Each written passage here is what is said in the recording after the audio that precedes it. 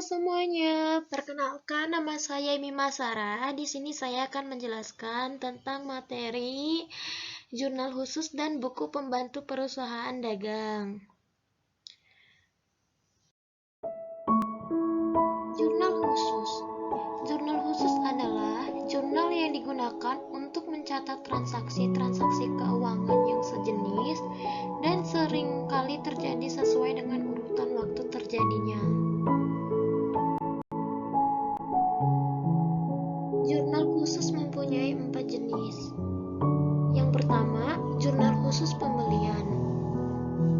Jurnal khusus pembelian adalah jurnal khusus untuk mencatat semua jenis pembelian, baik barang maupun bukan barang secara kredit. Langkah menyusun jurnal khusus.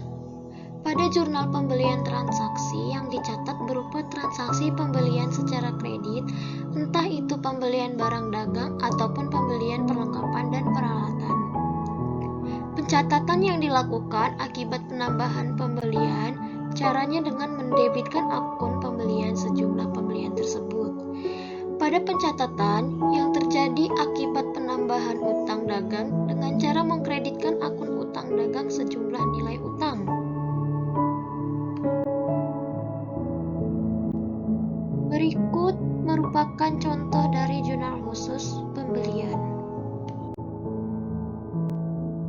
Yang kedua, ada jurnal khusus penjualan. Jurnal khusus penjualan adalah jurnal khusus yang digunakan untuk menyimpan transaksi penjualan terperinci.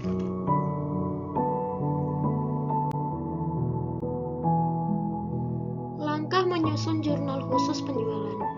Transaksi yang dicatat pada jurnal penjualan termasuk transaksi penjualan barang dagang secara kredit. Jadi, transaksi tersebut mengakibatkan saldo yang ada di piutang dagang bertambah dan saldo penjualannya juga bertambah. Seandainya ada penambahan piutang dagang dengan cara mendebitkan piutang dagang, sedangkan pencatatan yang dilakukan kalau ada penambahan penjualan adalah mengkreditkan penjualan. Berikut merupakan dari contoh jurnal khusus penjualan. Yang ketiga, jurnal khusus penerimaan kas. Jurnal khusus penerimaan kas adalah jurnal yang digunakan untuk mencatat transaksi yang berkaitan dengan penerimaan kas, baik berupa uang, cek, ataupun biliet giro.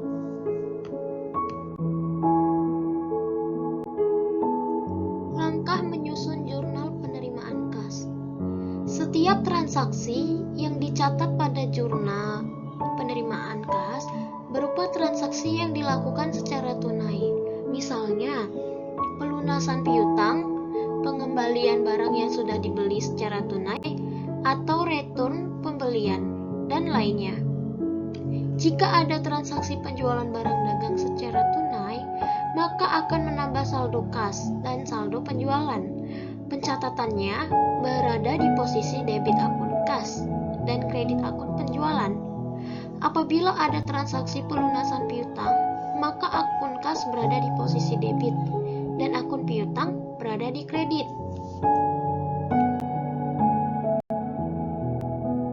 Berikut contoh dari jurnal khusus penerimaan kas. Yang keempat, jurnal khusus pengeluaran kas. Jurnal khusus pengeluaran kas adalah berfungsi untuk mencatat semua transaksi yang berhubungan dengan pengeluaran uang. Jurnal ini akan mencatat secara terperinci contoh transaksi secara tunai perusahaan dagang.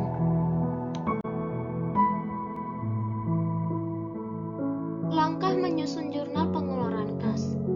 Jurnal pengeluaran kas mencatat transaksi pembelian tunai, pembayaran utang, retur penjualan, dan transaksi pembayaran lainnya. Jika ada transaksi pembelian barang secara tunai, kamu bisa mencatat akun pembelian di debit dan akun kas di posisi kredit. Apabila kamu memberikan diskon pembelian, maka pencatatannya adalah debit untuk akun utang dagang dan akun kas serta akun potongan pembelian berada di posisi kredit. Berikut adalah contoh dari jurnal khusus pengeluaran kas. Selain dari ada 4 jenis dari jurnal khusus, saya akan menjelaskan beberapa manfaat dari jurnal khusus. Yang pertama, kemudahan pencatatan secara sistematis. Yang kedua, mempercepat proses data transaksi. Yang ketiga, mempermudah proses pemostinan ke buku besar. Yang keempat, memudahkan pemeriksaan secara berkala. Yang kelima, mengurangi resiko pengubahan data. Yang keenam, adanya spesialisasi pekerjaan. Yang ketujuh, mengontrol adanya fraud. Dan yang kedelapan, peningkatan efisiensi.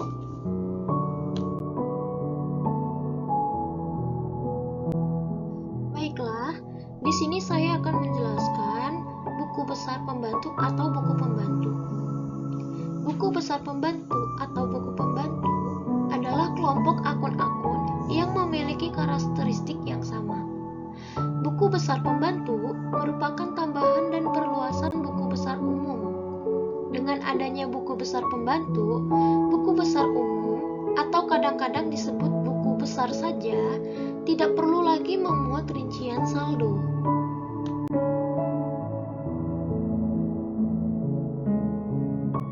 Langkah dalam menyusun buku pembantu. Yang pertama, buku pembantu yang akan kita buat berasal dari pencatatan jurnal umum maupun jurnal khusus yang merupakan jenis transaksi utang dan piutang.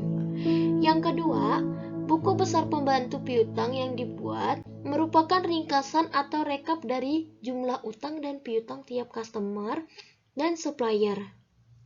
Yang ketiga, buku besar pembantu piutang dibuat berdasarkan transaksi customer dan supplier seperti halnya kita memposting tiap akun ke dalam buku besar.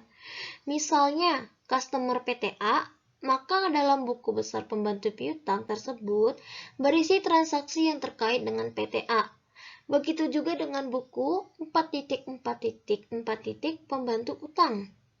Yang keempat, setelah semua buku besar pembantu piutang dibuat, maka buku besar pembantu piutang maupun buku besar pembantu utang, langkah selanjutnya adalah membuat rekap saldo piutang dan utang masing-masing customer dan supplier. Yang kelima, saldo piutang dan hutang yang telah kita buat menggunakan buku pembantu seharusnya jumlahnya sama dengan saldo akun piutang dan hutang.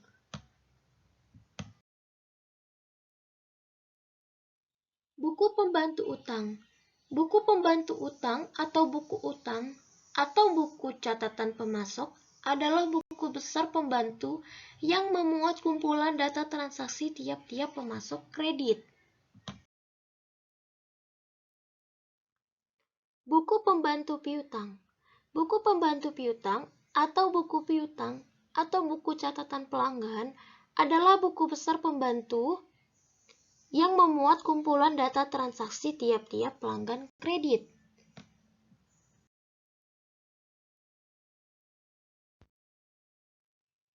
Sekian dari penjelasan saya mengenai jurnal khusus dan buku pembantu. Kurang lebihnya saya mohon maaf jika ada kesalahan atau kekurangan kata. Terima kasih.